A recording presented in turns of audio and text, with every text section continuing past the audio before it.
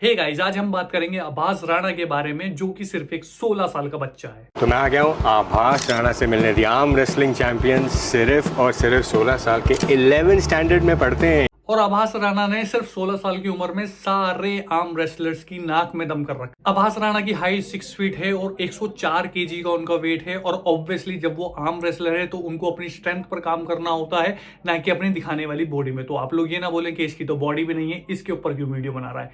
इनकी स्ट्रेंथ जो है वही इनकी पावर होती है, वही उनका गेम होता है। और सीरियसली गाइज, इस बंदे की स्ट्रेंथ बहुत ही ज्यादा एक्सट्रीम है। मैं आपको बताऊं, सिंघा जो कि बहुत टाइम से पावर लिफ्टिंग कर रहा है, वो भी प्रोफेशनल तरीके से, वो बंदा डंबल प्रेस लगाता है 60 केजी से। लेकिन आभास राणा जो कि सिर्फ 16 उम्र का बच्चा है, वो 75 केजी से डंबल प्रेस लगाता है। और तो और ये भी छोड़ दो, बारबेल बेंच प्रेस लगाता है 200 केजी से और बारबेल बाइसेप कर लगाता है सिर्फ 100 केजी से। और भाइयों ये मत समझ लेना कि भाई की जो स्ट्रेंथ है उसकी डाइट के अंदर है। भाई डाइट भी हमारी तरह ही नॉर्मल लेता है, मतलब दूध, दही, मट्ठा, पीनट बटर, होममेड शेक, यही सब चीज खा के उनने अपनी इतनी अच्छी स्ट्रेंथ गेन कर रखी है। तो डाइट का ऐसे रहता है कि पहले तो सुबह सुबह बाबा जो दूध पिलाते हैं हल्दी वाला, वो पीने के बाद ये सो जाता है। फिर उसके बाद बनाना शेक पीता है जिम जाने से पहले, बनाना ओट स्मूदी, पीनट बटर वगैरह ये सब स्मूदी भी लेता है। उसके बाद जिम जाता है, जिम से आने के बाद एक ओट मील लेता है। फिर उसके बाद लंच करता है। लंच में नॉर्मल रोटी सब्जी मट्ठा 4-5 रोटी खाता है और सब्जी कभी कभी वही चावल राजमा छोले, मतलब नॉर्मल डाइट है। फिर उसके बाद शाम के टाइम पी लेता है कभी कभी स्मूदी, और फिर वही डिनर, और फिर रात को स्मूदी दूध। और भाइयों ये बच्चे की जो ट्रांसफॉर्मेशन है ना, सिर्फ 2 साल की है। मतलब 2 साल पहले की आप इसकी बॉडी की कंडीशन देखोगे तो आपको लगेगा कि नॉर्मल गाय है, लेकिन 2 साल के अंदर ये बंदा एक इस तरीके से अपने आप को ट्रांसफॉर्म कर लेता है कि इसकी स्ट्रेंथ में कोई टक्कर लेने वाला नहीं है। इसकी जैसी कोई फास्ट नेचुरल ट्रांसफॉर्मेशन नहीं कर सकता। और मेडल तो इतने जीत लिए हैं कि किसी ने सोची नहीं होगी। भाइयों कहीं आपको ये तो नहीं लग रहा है कि ये बंदा जो स्टेरॉइड्स ले रहा है जिसकी वजह से इसकी स्ट्रेंथ ऐसी है? क्या यार, मतलब तुम लोगों की इतनी स्ट्रेंथ नहीं है, तुम लोग 100 केजी से बाइसेप कट नहीं लगा सकते, तो इसलिए तुम लोग बोल दोगे दूसरे बंदों को कि भाई वो स्टेरॉइड ले रहा है। भाई उसकी मेहनत देखो तुम। और अगर स्टेरॉइड्स ले रहा होता तो जितने बड़े बड़े आर्म रेसलिंग कॉम्पिटिशंस में ये पार्टिसिपेट करता है, वहां क्या डोप टेस्ट नहीं होता? एक भी बार पकड़ा नहीं गया वो डोप टेस्ट में।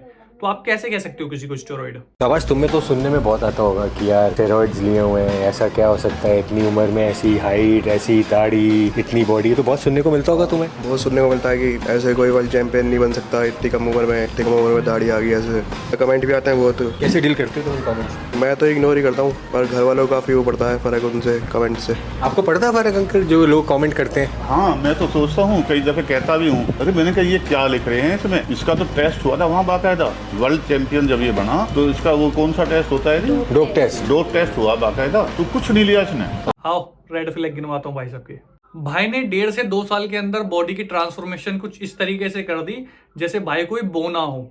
भाई की हाइट 6 फुट है और 6 फुट जैसे लंबे बंदे की हाइट पे मसल मास कितना डिले चढ़ता है नेचुरल में, वो लोग जो लंबे हैं वो लोग जानते हैं। मैं as a tall guy 6 foot 2 inch की हाइट लेकर, 3 इंच की हाइट लेकर 5 सालों में ये मसल मास पुट ऑन कर पाया हूं। हाँ, मेरी डाइट या मेरी वर्कआउट या मेरी सारी चीजें इतनी अच्छी नहीं रही हैं, लेकिन भाई तुमने ऐसा क्या कर लिया जो 2 साल में सिर्फ एक बच्चे से लेकर आप पूरे आदमी बन जाओगे, सांड बन जाओगे। लोग ऐसी ट्रांसफॉर्मेशन स्टेरॉइड्स लेके नहीं कर पाते, आप बोल रहे हो कि आपने नेचुरल कर ली। अंकल जी, आपका बेटा डोप टेस्ट में इसलिए नहीं पकड़ा जाता क्योंकि जो वहां पर डोप टेस्ट होता है, यूरिन टेस्ट, ब्लड टेस्ट, उनको आसानी से चीट करा जा सकता है।